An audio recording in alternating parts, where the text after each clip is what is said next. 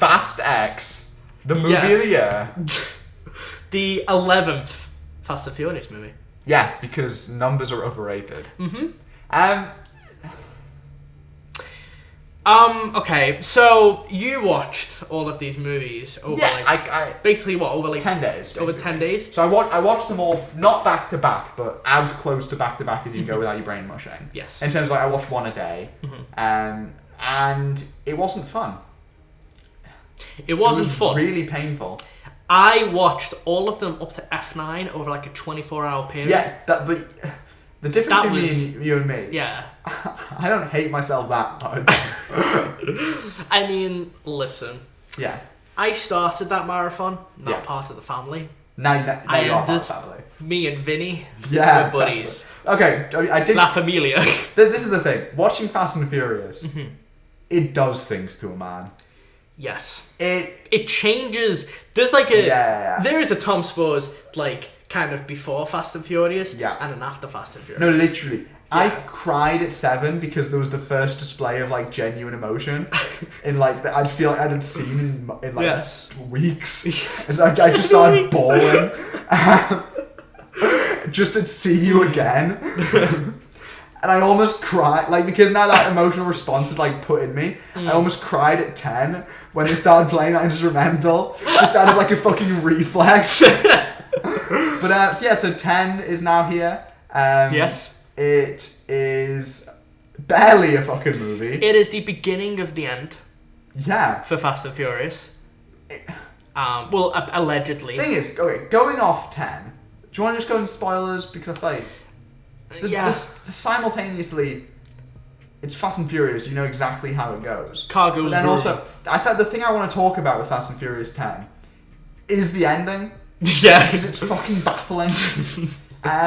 So going off Fast and Furious 10, 11 or Part 10, Part 2, whatever the fuck it is, feels like it should only be about half an hour long. Yeah. So this is a strange kind of situation that Fast X is in. Yeah. Because Fast X is the beginning of the end. That's how they're framing the movie. Yeah. As the beginning of the end. In the trailers. Yeah. But it's not called Fast X Part 1. No. That's what it is. It's kind of it's like an unofficial Part 1 because everyone kind of knows it because they announced that there's a Fast X Part 2. Yeah. And all that. So we kind of know there's a Part 2. Yeah. But at the same time, this movie is being advertised as one. No, I mean, okay, if my dad went to see Fast and Furious 10, or just watched it on fucking Amazon Prime, he would have no idea this is a Part 1. And so the ending is confusing as fuck. The ending is basically not an ending. No, it's not an ending. They forgot to put in an ending. It ends. Feels like they forgot to put in the end of the film in the editing. Because it's halfway through what feels like the final action scene. Like the final face-off. Yeah. It gets that final face-off. It just ends. And then it just cuts.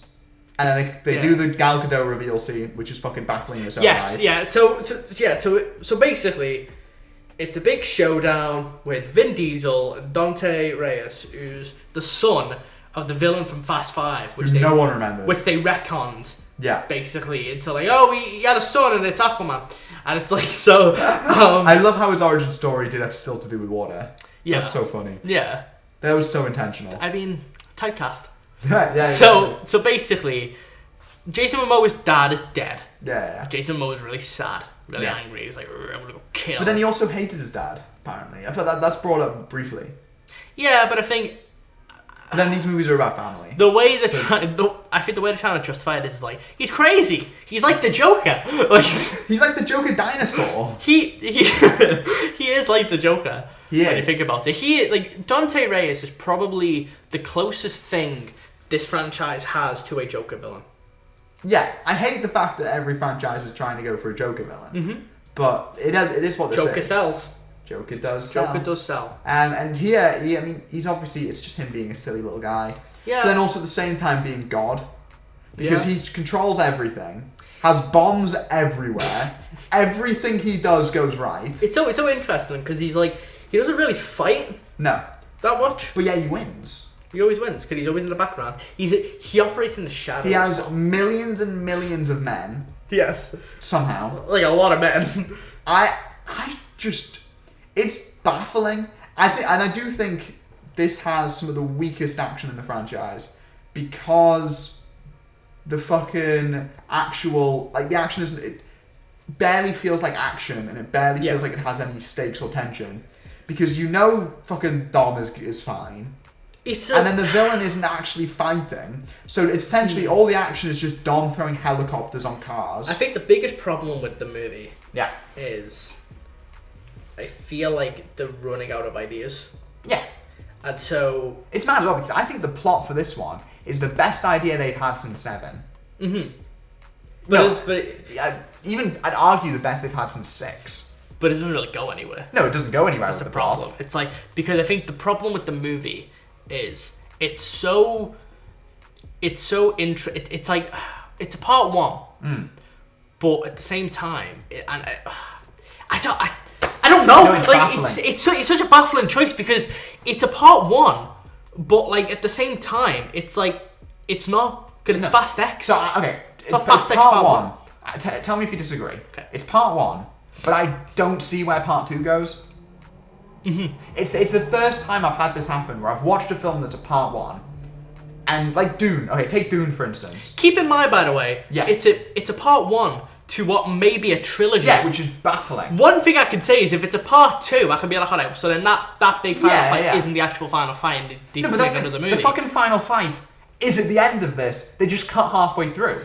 How do you get another movie out of this? How do you get 2 movies out of it? Like, because you finish watching Dune, for instance, which is part 1. You know exactly what the second movie's about. Yeah. You finish watching Fast X. How the fuck is there another 2.5 hour movie out of this? I mean, because even the post-credit scenes.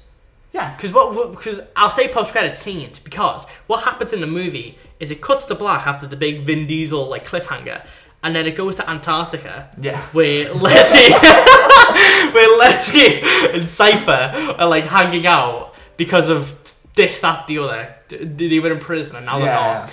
And then they're there, and then a big submarine appears, and then Gal Gadot, who died in the 6th one, appears and is like, she's "Hey like guys, best friends with Cypher now somehow." Also, I love the fact that she was just in fucking Antarctica in a submarine, obviously with the best fucking heating in the world. Must have been, because she's wearing fucking nothing. It's hilarious. But it's so interesting because that post-credit scene, because it is a post-credit scene. Yeah. That they've just put right, because it looks like fucking Gal Gadot's like stock footage. Yeah, it's like because you have that, and then there's the credits. Yeah, and then there's the reveal, the big reveal that The Rock is back. Yeah, which is a post-credit scene, but both of the scenes feel exactly the same. Yeah, and it's like, but I don't. That one's a more baffling reveal because if you're. Again, say my dad, who probably doesn't know anything about the fucking behind-the-scenes drama. That reveal is like, oh yeah, the character who was in these movies is in these movies. Who only missed F9. Yeah. Was he in F8? He was. He was, yeah, no, yeah. So he only missed F9. He only missed that one, yeah. So it's not that big of a reveal in the grand scheme of things. No. It's a tiny fucking reveal. Yeah. You know, it's mad. But they tried a similar thing in F9, because, sure. Yeah. The post-credit scene. Yeah.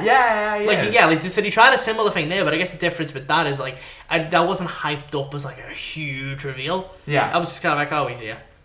That was a weird one as well. That was a strange one. But, like, I just don't really get where they can go with these now, unless they're trying to do, like, an Avengers Endgame kind of thing, where they're trying to get every single member of the family. That's stupid, because they've all fucking died. Like, okay, Han... You just bring them back. Han I get, because we saw him die off screen. Well, no, we didn't see him die. He died off screen. So sure.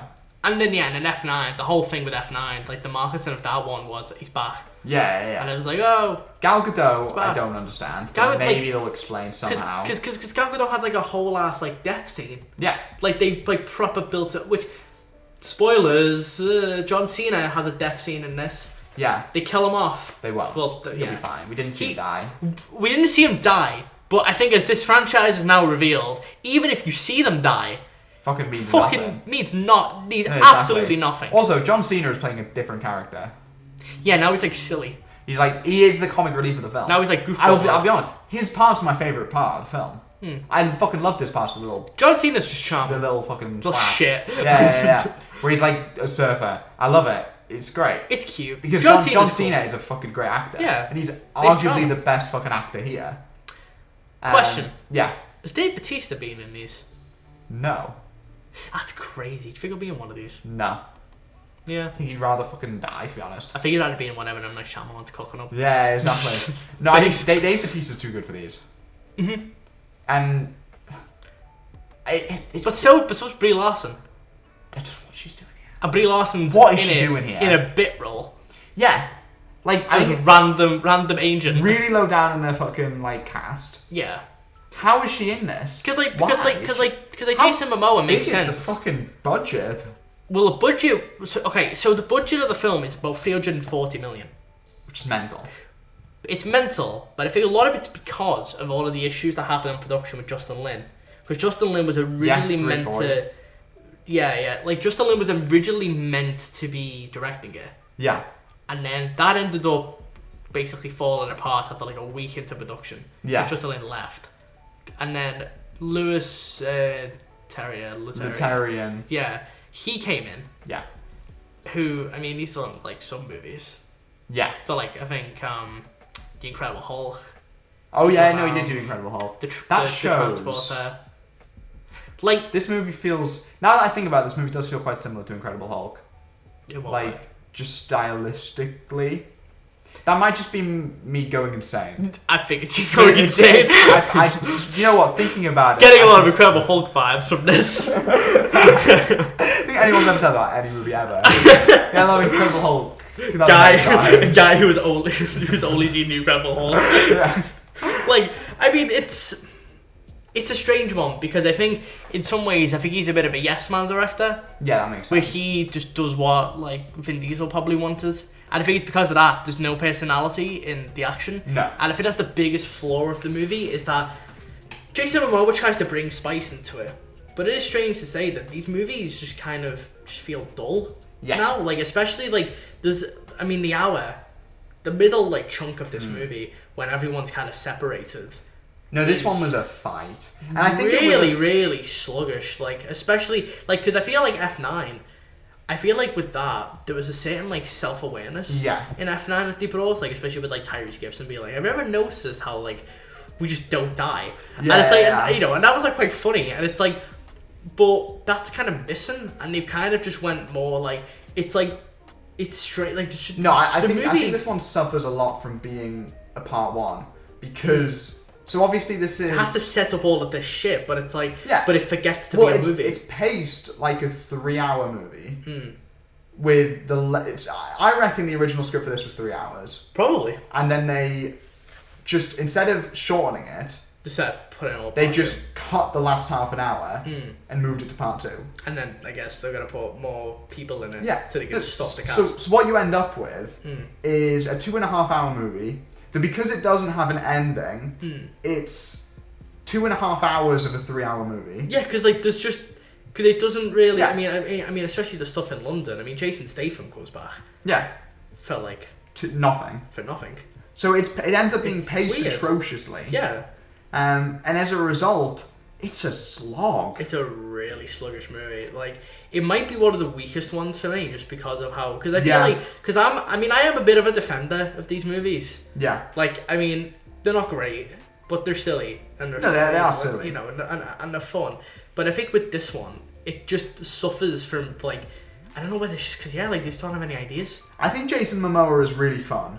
Jason Momoa, I think, steals the show because you can tell he's having a ball in that role. But he's just, they've let him be as campy as possible. And there are a few bits I like. I like the whole John Cena part. I do, they give it no focus in the fucking slightest. No. But I like the Michelle Rodriguez...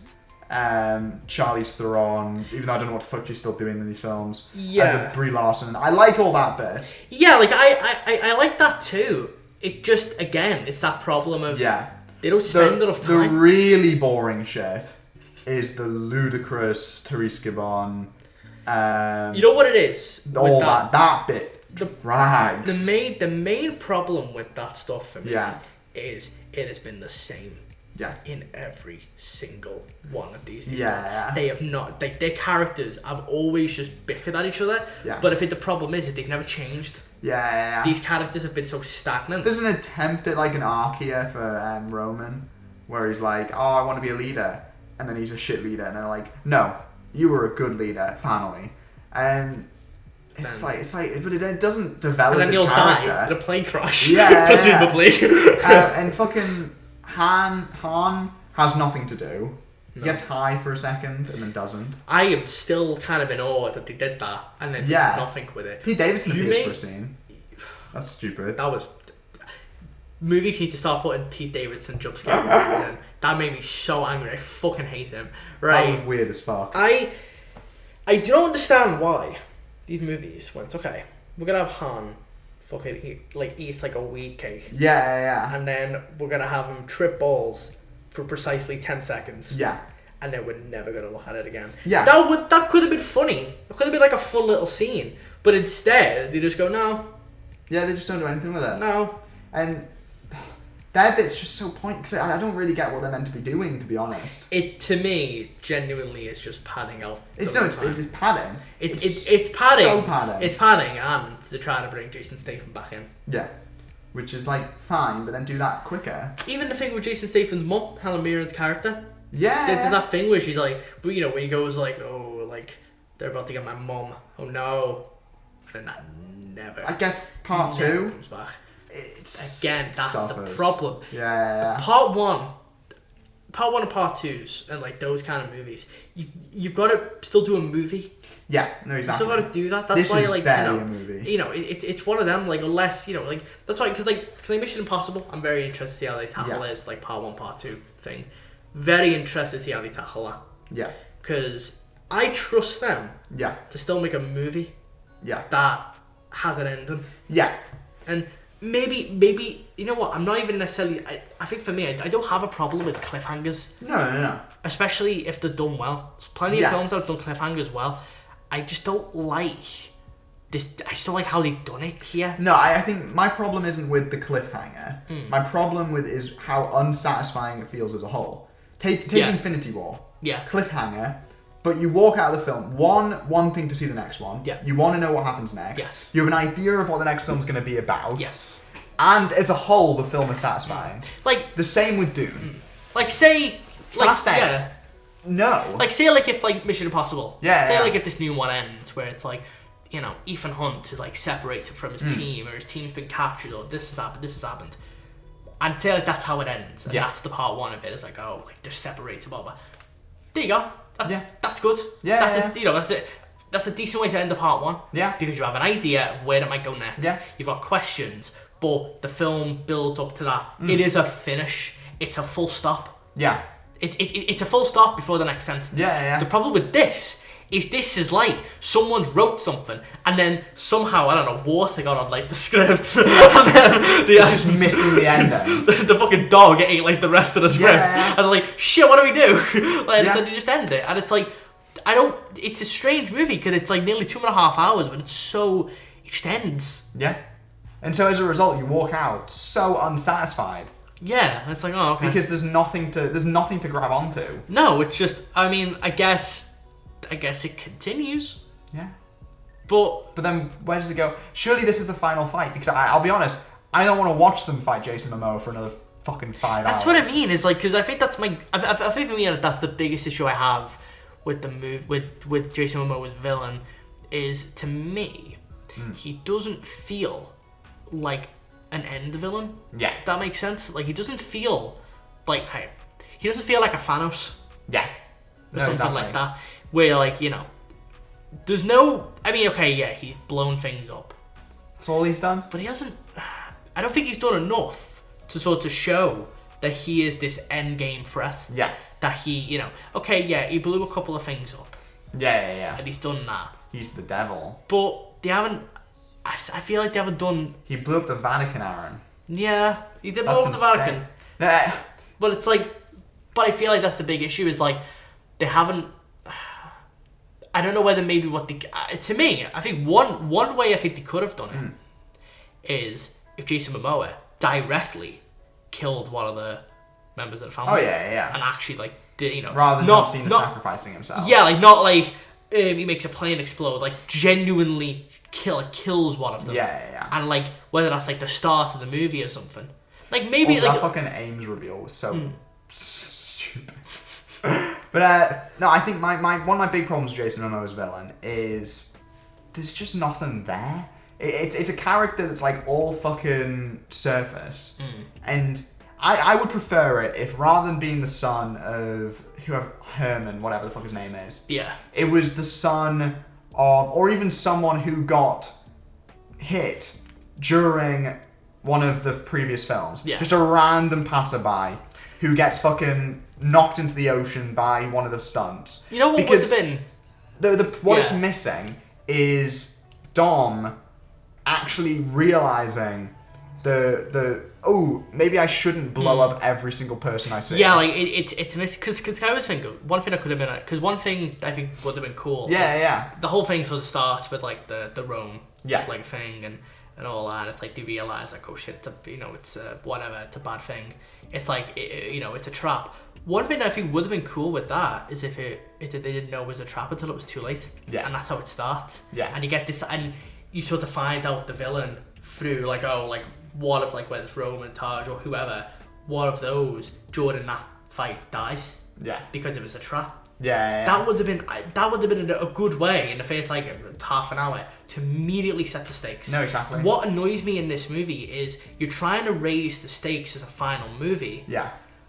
But you're also trying to like still be a Fast and Furious movie. In terms of everyone's fine. Everyone's got like plot armor. It's raising the stakes whilst bringing back dead characters. Which further then confirming brings those stakes right back down. That no one's ever dead. Yeah, there's no more stakes because everyone comes back, or it's just this strange like. I hope Gal Gadot's like a fucking skeleton. Like they really want like this to be like a big end. Yeah. The big grand finale, and I think maybe it could be. Yeah. But I think as it stands, I feel like they just don't really like. I don't know. I feel like there's something missing to make this the grand finale. No, exactly. Like like Mission Impossible, which I kind of keep going back to that. And that's another like big one this year. Yeah, it's going to be a 2-parter, and it's like, and now with that one, they're really pushing the 2-part aspect of it. Yeah, that's immediate. Like, this is a part 1. Oh, it's like, but it's funny when you watch because even through the trailer, you could sort of see that it's a threat. Yeah, no, exactly. You can see that, and it's like, it's they're showing you it's a threat without telling too much. Yeah, you don't know exactly why, but it's a big threat. Yeah, no, Jason Momoa's all tell, no show. Yeah, and it's like, to me, like Jason Momoa does not. Like, he just feels like a villain. Yeah, it's like another average villain, but they're like, no, this is the big end, it's the big grand finale. It's like, but I need more than that. Yeah, you gotta give me like something that I can really like sink my teeth into, but. All I've got is a villain who's silly. He's he's the Joker. He's like the Joker dinosaur. No, it's the Joker dinosaur. It's a baffling movie, an absolutely baffling movie. It is. Yeah, it is. Like, it's not the worst film ever. No, but it is. It's a lot. Like I was exhausted watching. I am. Like I still am. I need to take a nap.